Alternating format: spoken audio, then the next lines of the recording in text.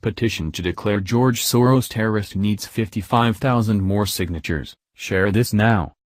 George Soros, the infamous billionaire behind Antifa, Black Lives Matter, and most of the other radical liberal groups in this country, has recently been unmasked.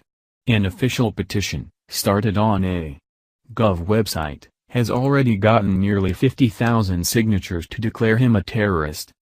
If the petition receives 100,000 signatures by September 19, it will be submitted to the White House for an official response within 60 days. It's high time that this criminal gets thrown in jail, and now with President Trump in office, it's the perfect opportunity for us to take action. The petition, which thousands have already signed, asks for George Soros to be declared a terrorist. But that's not all. It also asks for the government to seize all of his organizations and their assets under RICO and NDAA laws, which will put a stop to the mayhem he's causing on a global scale. The petition states, whereas George Soros has willfully and on an ongoing basis attempted to destabilize and otherwise commit acts of sedition against the United States and its citizens, has created and funded dozens, and probably hundreds, of discrete organizations whose sole purpose is to apply Alinsky model terrorist tactics to facilitate the collapse of the systems and constitutional government of the United States, and has developed unhealthy and undue influence over the entire Democrat Party and a large portion of the U.S. federal government. The DOJ should immediately declare George Soros and all of his organizations and staff members to be domestic terrorists, and have all of his personal and organizational wealth and assets seized under Civil Asset Forfeiture law. It's about time that somebody start a petition to arrest this scumbag. Over the past several decades, he's leveraged his tremendous wealth to destabilize Western countries, sow the seeds of racial division, and create massive economic destruction. For those of you who are just hearing of this man, it's difficult to overstate his influence on politics in both Europe, Asia, and especially the Middle East. Discover the Networks as a phenomenal introduction to him, and this is just scratching the surface. Starting in 1994, Soros's Open Society Foundations and a few other leftist foundations began bankrolling front groups and so-called experts whose aim was to persuade Congress to swallow the fiction that millions of Americans were clamoring for campaign finance reform.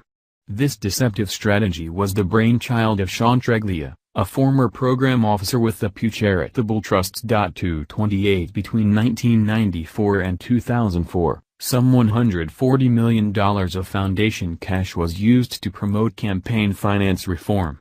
Nearly 90% of this amount derived from just 8 foundations, one of which was the Open Society Foundations, which contributed $12.6 million to the cause. 229 Among the major recipients of these OSF funds were such pro-reform organizations as the Alliance for Better Campaigns, $650,000, the Brennan Center for Justice, more than $3.3 million, the Center for Public Integrity, $1.7 million, the Center for Responsive Politics, $75,000, Common Cause, $625,000, Democracy 21, $300,000, Public Campaign, $1.3 million, and Public Citizen $275,000. 230. Over the years, Soros has used his massive wealth to push a liberal agenda and organize terrorists and protesters. Here are a few of his achievements, if you can call them that, over the past 20 years. Organizations that accuse America of violating the civil rights and liberties of many of its residents. The Arab American Institute impugns many of the sweeping and unreasonable post-9/11 counterterrorism measures that have unfairly targeted Arab Americans. 46. The Bill of Rights Defense Committee has persuaded the political leadership in more than 400 American cities and counties to pledge non-compliance with the anti-terrorism measure known as the Patriot Act, on grounds that the legislation tramples on people's civil liberties. 47.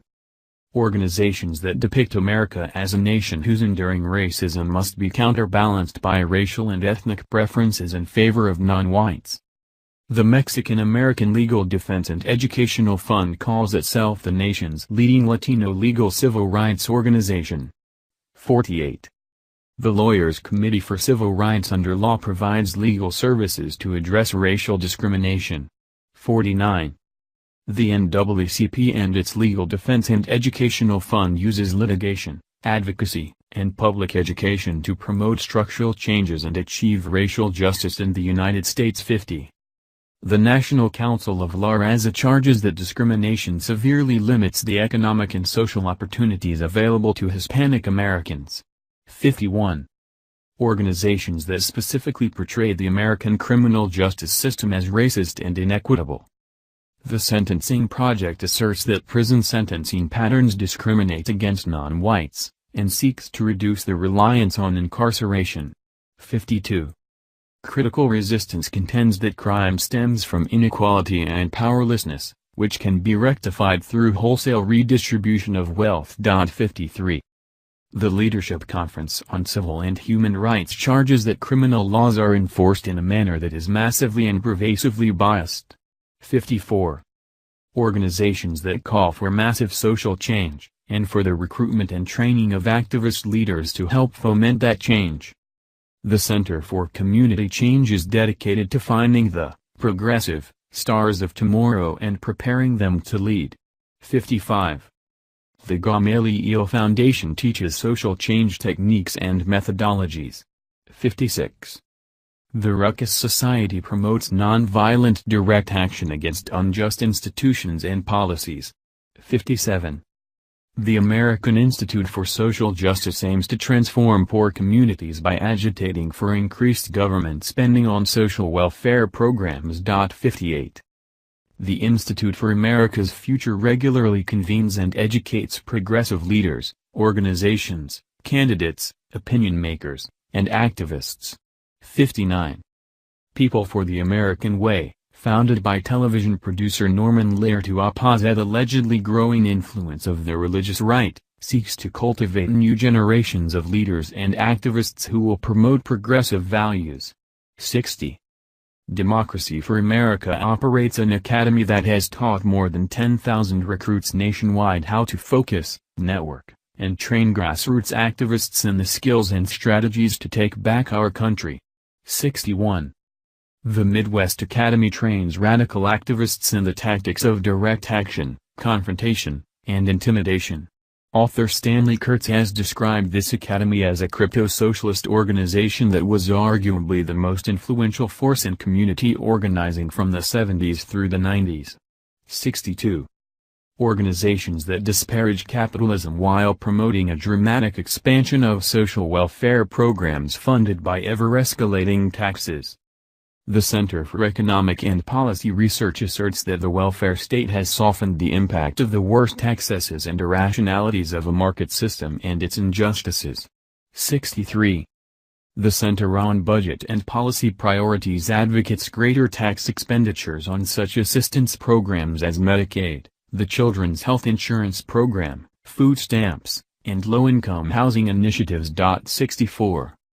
The Ella Baker Center for Human Rights was founded by the revolutionary communist Van Jones.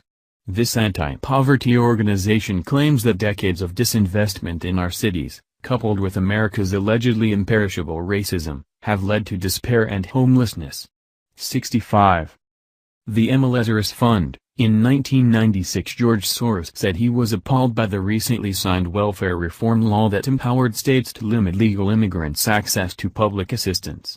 In response to this mean-spirited attack on immigrants, he launched an Open Society Foundation's project known as the Lazarus Fund and endowed it with $50 million. 66.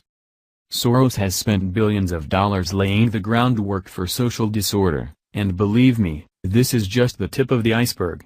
This man is a threat to all of Western civilization, and has openly declared that he hates America and wants to destroy it from within. If this man is allowed to continue his sick agenda, and is allowed to pass his wealth down to his children who also plan on doing so, expect groups like #BLM, Antifa, and CARE to continue popping up all over the United States.